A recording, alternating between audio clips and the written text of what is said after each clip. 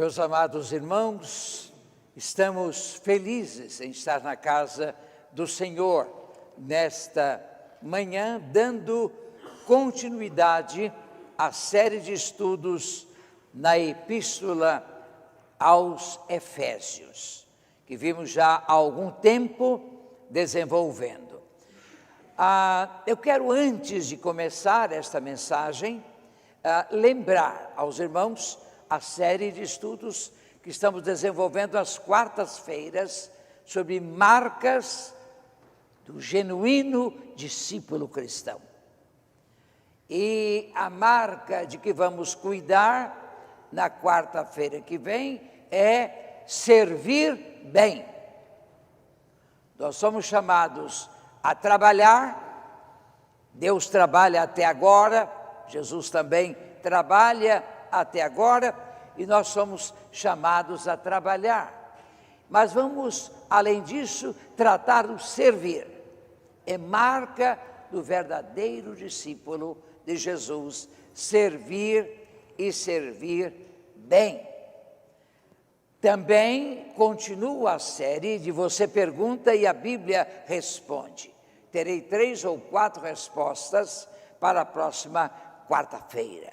Os irmãos são convidados, também os que estão em casa, estão ao alcance desta mensagem, estão convidados a participar. A introdução de minha mensagem nesta manhã está no boletim de nossa igreja. Você recebeu? Pois está aí. Eu quero convidá-los a lermos esta introdução. Compreendamos a santificação. Se você não recebeu o boletim de entrada, pode ir lá e receber. Por isso que vale a pena. Cada domingo há uma meditação diferente. Então, é interessante a gente dispor destes textos que visam abençoar tantos quantos participam de nossos cultos. Eu sei que a letra é um pouco pequena, não é isso? O tipo, não é? A fonte é pequena, porque também o espaço é pequeno. Mas vamos atentar para esta introdução. Compreendamos a santificação. Na série de estudos na Epístola aos Efésios, vamos hoje considerar a natureza e o imperativo de andar em santidade.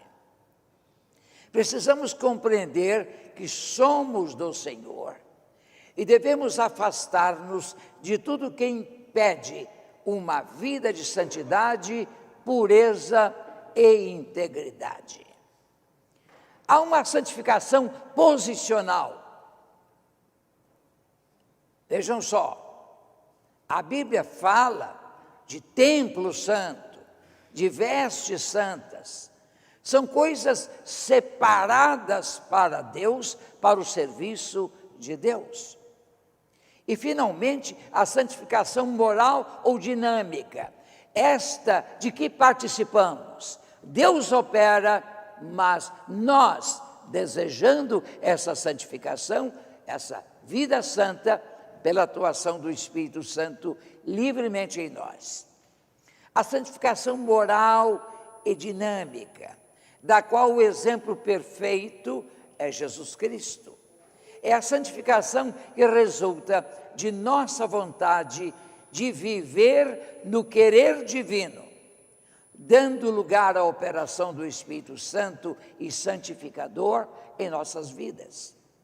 Assim como foi com Jesus, encarnação do Verbo Divino, que revelou a glória, a graça e a verdade e a beleza de Deus, a nossa santificação, como processo desejado por nós em todas as áreas da vida, revelará que vamos ficando cada dia mais parecidos com Jesus.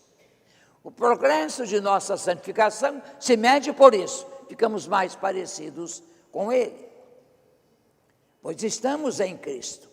João diz, aquele que diz que está nele, também deve andar como ele andou. Andar aí é viver. Podemos ler assim: aquele que diz que está nele, também deve viver como ele viveu. A santificação é alcançada pela vivência da verdade da palavra. Jesus ora, em João 17, encontramos sua oração: santifica-os na verdade. A tua palavra é a verdade. E Pedro diz: purificando as vossas almas na obediência à verdade, para o amor fraternal não fingido, amai-vos ardentemente uns aos outros com um coração puro. Primeira carta de Pedro 1:22. A santidade, resultado do processo de genuína santificação, torna-se visível e tangível. Podemos ver e tocar. Nossas atitudes, palavras, ações, reações, relacionamentos na família, no trabalho, na escola.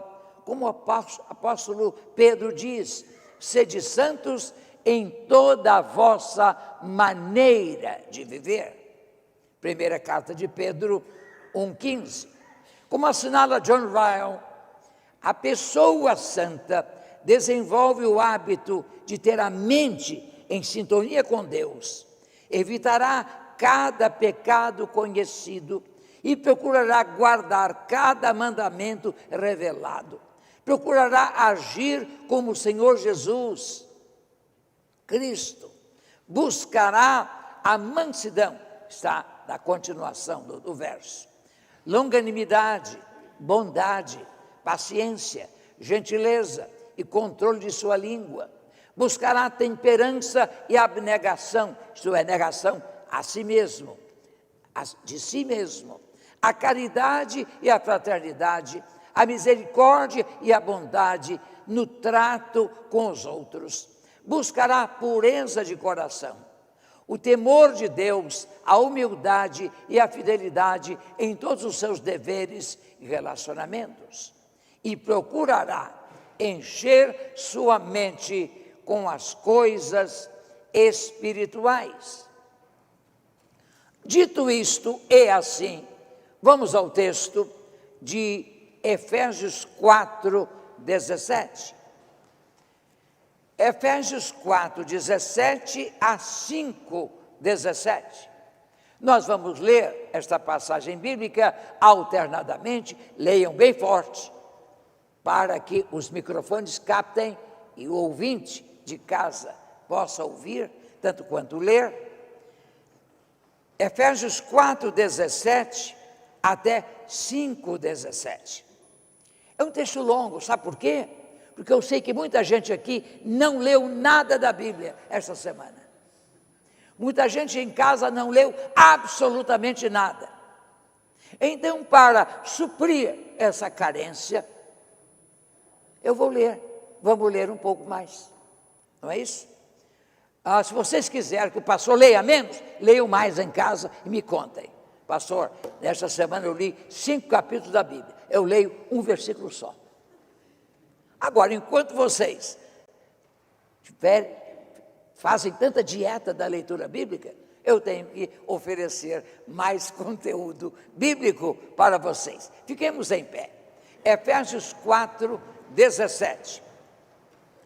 Meus irmãos, depois de uma parte doutrinal ou teológica, o apóstolo Paulo trata nesta, como nas demais epístolas, da parte ética, prática.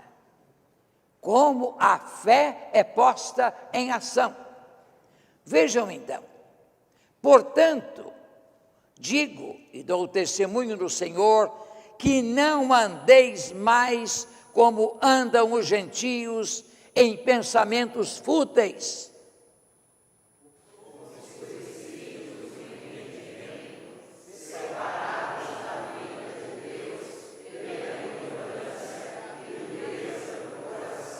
Havendo se tornado insensíveis.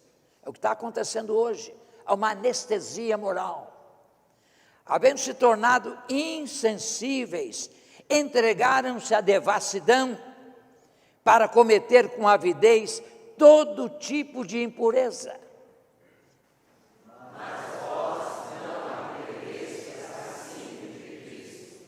Se é que de fato o ouvistes, nele fostes instruídos, conforme a verdade que está em Jesus.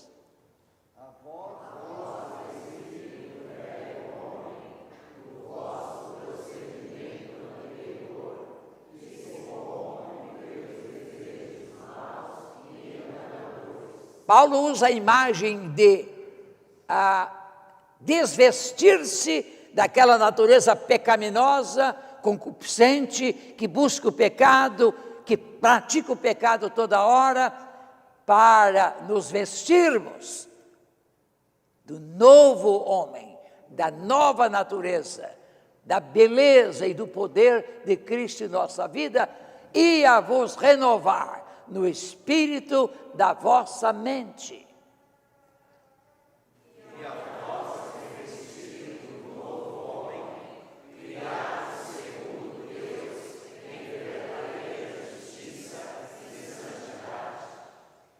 Por isso, abandonai a mentira.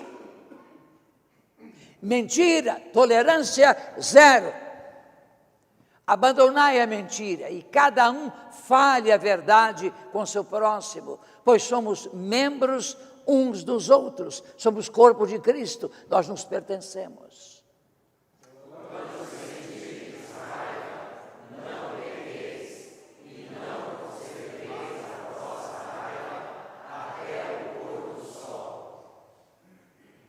Nem deis lugar ao diabo.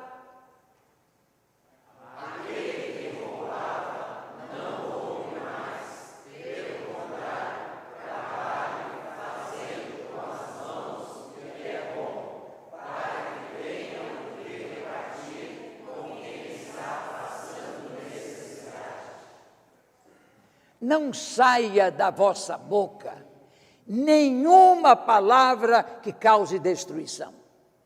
Porque a nossa palavra pode destruir, demolir, ou pode edificar e construir. Não saia da vossa boca nenhuma palavra, nenhuma, que cause destruição, mas só a que seja boa para a necessária edificação, a fim de que transmita graça aos que a ouvem. E não entristeçais o Espírito Santo de Deus, com o qual fostes selados para o dia da redenção. Toda amargura, e há tanta gente amarga nesse mundo, amarga e que a amargura e amarga a vida dos outros.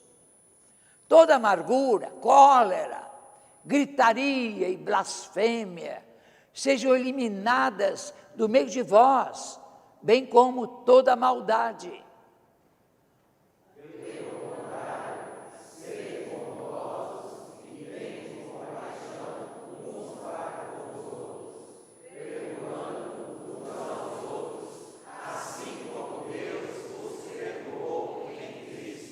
Pastor, eu não consigo perdoar, eu guardo mágoa da minha família, eu guardo mágoa de irmãos da igreja, eu guardo mágoa do meu filho, da minha esposa, do meu pai. Jesus não guardou mágoa, Jesus nos perdoou, perdoou a Pedro, perdoou a Tomé e perdoa a cada um de nós.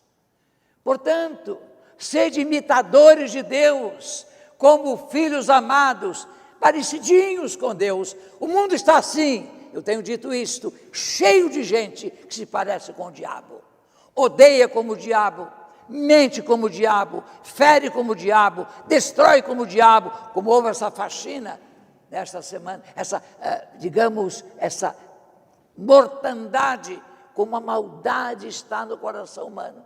Andai em amor, isto é, vivei em amor como Cristo, que também nos amou e se entregou por nós a Deus como oferta e sacrifício com aroma suave.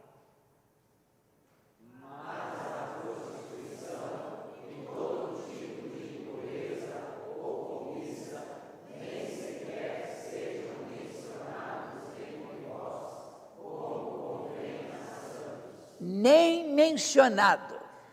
É interessante que a antiga tradução dizia nem parvoices, nem chocarices. Agora as traduções modernas trazem sinônimos para a gente entender. Não haja indecências, nem conversas tolas, nem gracejos obscenos. É o que diz aí a palavra, pois essas coisas são inconvenientes. Pelo contrário, haja ações de graças.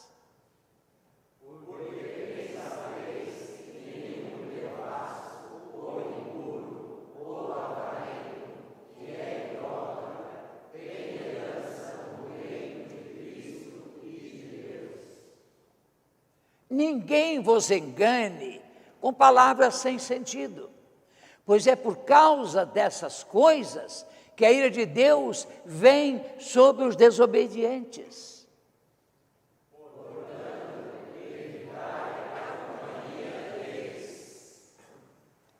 Pois no passado erais trevas, mas agora sois luz no Senhor. Somos diferentes, há uma diferença profunda entre luz e trevas. Estávamos nas trevas, vivíamos em trevas, nossa vida era trevosa, mas agora sois luz no Senhor.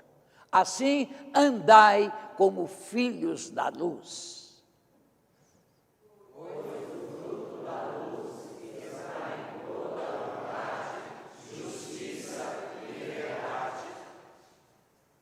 Procurando saber o que é agradável ao Senhor, não a você, mas ao Senhor. E não vos associeis às obras infrutíferas das trevas, pelo contrário, condenai-as. Pois é vergonhoso até mesmo mencionar as coisas que eles fazem às escondidas.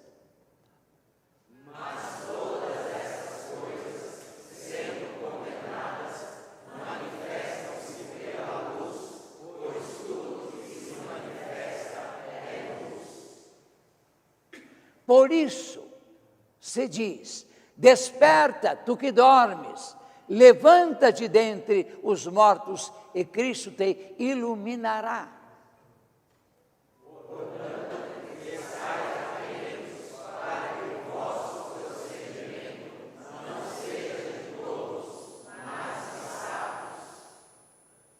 Aproveitando bem cada oportunidade, ou remindo o tempo. A palavra aí tempo é kairos, o tempo oportuno, o tempo que Deus nos oferece para agir, não é o cronos, tempo, duração. Aproveitando bem cada oportunidade, porque os dias são maus.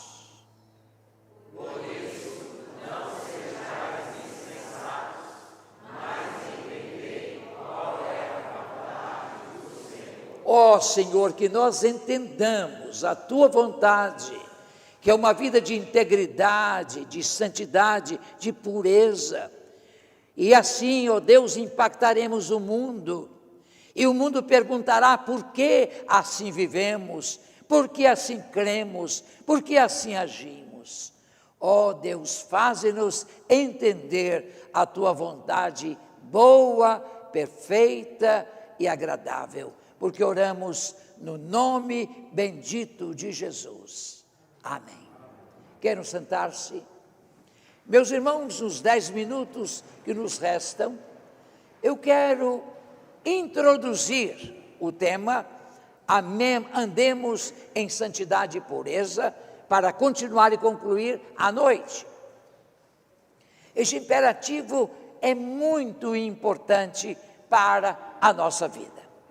Interessante que o verbo aqui, andemos, é o mesmo verbo usado para referir-se a Aristóteles, o filósofo.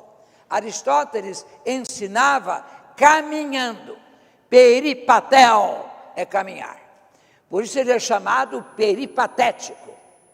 Pois olha, o nosso peripatel, o nosso andar, é o nosso viver, é o caminhar para frente, segundo a vontade do Senhor. não somos governados por nossa vontade, mas pela vontade dele. Somos chamados, nas Escrituras Sagradas, para a pureza, para viver uma vida santa e de integridade.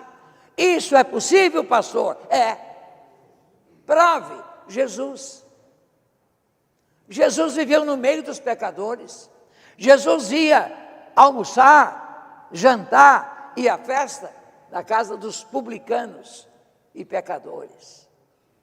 Só que ele ia para o meio deles, mas não fazia o que eles faziam, de pecaminoso, de mal, de trevoso. Jesus ora: não te peço, Senhor, que os tires do mundo, mas que os livres do mal. Deus não quer que nós nos retiremos para uma propriedade grande no norte do Brasil, para formarmos uma comunidade fechada de santos. Ele quer que a nossa santidade seja vista, seja tangível, seja visível, pela nossa maneira de ser, de falar, de agir. Sim, nossa vida não pode ser como a das demais criaturas que não conhecem Jesus. A nossa vida tem de ser diferente. Essa é a luta de um pastor, e de um pastor que já tem 63 para 64 anos de ministério. É mostrar qual é a planta de Deus, o programa de Deus, o protocolo de Deus para uma vida agradável a Ele. O que Paulo menciona como prática comum entre os que não são de Deus e que, portanto, temos de repelir, de que temos de desvestir-nos, jogar fora e, desnudos diante de Deus, revestirmos da nova natureza, do novo caráter, da nova conduta, da nova praxis da fé, e não apenas teoria da fé, porque muita gente cheia, com a mente cheia de informação bíblica, cheia de teologia, cheia de filosofia, e a vida vazia de Deus. É preciso que o Espírito de Deus tenha lugar para operar em nossa vida, e a primeira coisa que Paulo menciona é mentira. Que não haja entre vós mentira. Quanta gente está aprisionada por uma vida de mentira e de mentiras. Uma vez eu preguei num 1º de abril, sobre vidas 1º de abril. Vidas de mentira, casamentos de mentira, crentes de mentira. Só tem um nome, e o nome no rol de membros, mas não tem vida. Crentes que não influenciam, que não impactam o ambiente de trabalho, antes não impactam a própria família. São irreconhecidos na família e são irreconhecíveis no trabalho. Eu percebo isso com muita tristeza, que a distância entre o domingo e a segunda-feira é abissal. Porque às vezes aqui cantamos, aqui louvamos, aqui estudamos a Bíblia, aqui vamos à escola dominical, e segunda-feira vivemos uma vida profana, mentirosa. Não é isso que Deus quer.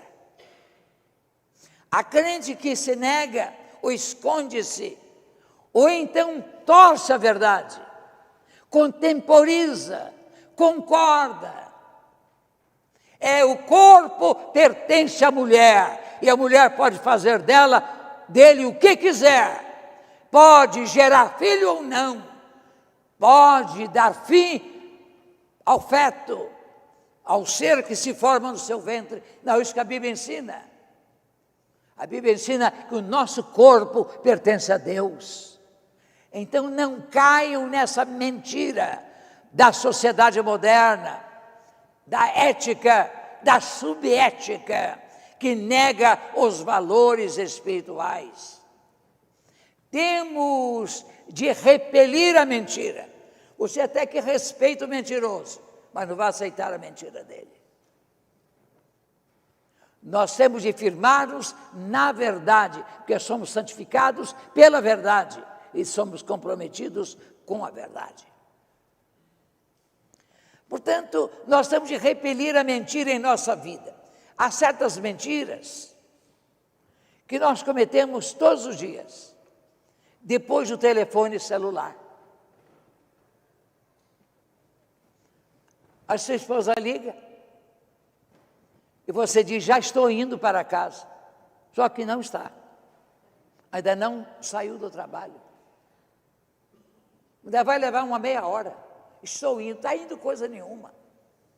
Eu estou resolvendo aqui, meu bem, os últimos problemas que tenho hoje, e talvez dentro de 20 minutos eu sairei para casa. Isso é verdade. Por que mentir? Estou indo, estou a caminho. O tráfego está muito intenso. Não está, é feriado. Não minta. Eu tenho esse compromisso com a minha esposa sempre. Temos tolerância zero à mentira. Nós falamos a verdade um ao outro e procuramos viver a verdade. Os nossos filhos sabem disso. Então é preciso que nos comprometamos com a verdade. Desvistamos-nos da roupa da mentira e vistamos a roupa da verdade. Sabe por quê? Porque quem mente está fazendo a vontade do diabo. O diabo é o pai da mentira. Você vai agradar a ele quando mente, não ao Senhor, que é luz, que é verdade. Mas outra coisa de que temos de desvestir-nos é a ira. É a ira.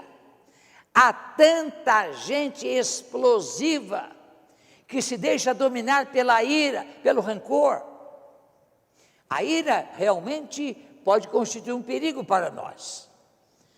Hoje é possível possuir arma de fogo, não é? Desde que você a registre, etc.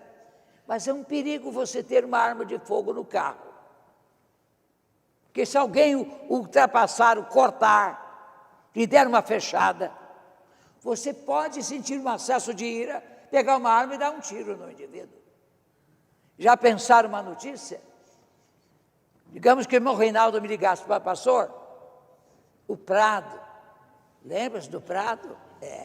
O Prado matou um motorista que o ultrapassou. Aquele Prado, regente do coro masculino. Meus irmãos, qualquer de nós poderia ser Irlande. Irlande matou um homem do trânsito, não é, no movimento de São Paulo. Temos que pedir ao Espírito de Deus, Senhor, domina a minha ira, o meu acesso de ira. Paulo diz, irai-vos e não pequeis. É impossível a gente não se irar. Há razões justas, muitas vezes, de nos irarmos, contra a injustiça, etc. Mas podemos irar-nos também com o nosso cônjuge, a senhora com o seu marido. Às vezes a minha esposa briga comigo, sem motivo nenhum. Eu digo, meu bem, seu marido não merece. Ela diz, merece. É isso, elas são assim, são cruéis, não é? Mas nós também às vezes somos. Agora vejam o que a Bíblia diz. Irai-vos e não pequeis, não se ponha o sol sobre a vossa ira. Você não deve guardar a ira, porque a ira pode transformar-se em amargura ou em ódio. Então, antes que o sol se ponha, terminado o dia, perdoe, esqueça, peça perdão, receba o perdão. É isto, é esta a prática cristã. A ira é uma indignação, o desejo de vingança. E há pessoas iracundas, cheias de ira, irascíveis, que se iram com facilidade. Mas eu vou continuar à noite. Horácio refere-se à ira como uma insanidade momentânea. Aristóteles fala dela que qualquer um pode ficar irado. Quando é fácil, é irar-se com a pessoa certa, no grau certo, na hora certa, pelo propósito certo e da maneira certa. Que Deus nos abençoe e que essas lições da palavra de Deus fiquem em nossa mente, em nosso coração. Que a palavra de Deus seja o nosso manual. Esse é o manual do fabricante. Deus nos criou, então Deus tem manual, para que a gente cuide. Quando há um defeito, a gente procura no manual, o que aconteceu, como fazer. Procuremos o manual do fabricante e sigamos as suas instruções. Que Deus nos abençoe e que busquemos a santidade. Amém. Eu vou orar, eu vou descer para me despedir dos irmãos que precisarem sair, mas em seguida receberemos o corpinho de uma criança, do Michel, que o Senhor chamou. A Bíblia diz: alegrai-vos com os que se alegram, e chorai com os que choram. Você não está chorando, mas a gente que está chorando. Eu não tive experiência de perder um filho pequeno, um neto pequeno, um bisneto pequeno, mas deve ser terrível. Meu pai morreu, minha mãe morreu, meu irmão morreu com 40 anos, eu tinha 42. Eu já os perdi, eles foram para junto do Senhor, mas perder uma criança é muito duro, muito difícil. Vamos chorar com os que choram. Não precisamos de falar palavra nenhuma. O irmão Diego e a irmã, como chama ela? Juliana. Apenas dar um abraço neles, de solidariedade. É a expressão do amor de Deus. Ó Deus, nós te agradecemos por tua palavra, a cujos ensinos queremos submeter-nos, com a ajuda, com a capacitação do teu Espírito, para sermos novas criaturas, a impactar este mundo materialista, violento, incrédulo e mau. Que, ó Deus, vivamos uma vida agradável a Ti, em todas as áreas do nosso viver, conviver e servir. Despede-nos deste culto, prepara-nos para os momentos de solidariedade com os irmãos que perderam um filhinho querido. E, Senhor Deus, prepara-nos depois para a escola bíblica dominical. Começará um pouquinho depois das 11, mas que estejamos prontos a estudar a Tua palavra. Assim oramos, no nome bendito de Jesus. Amém.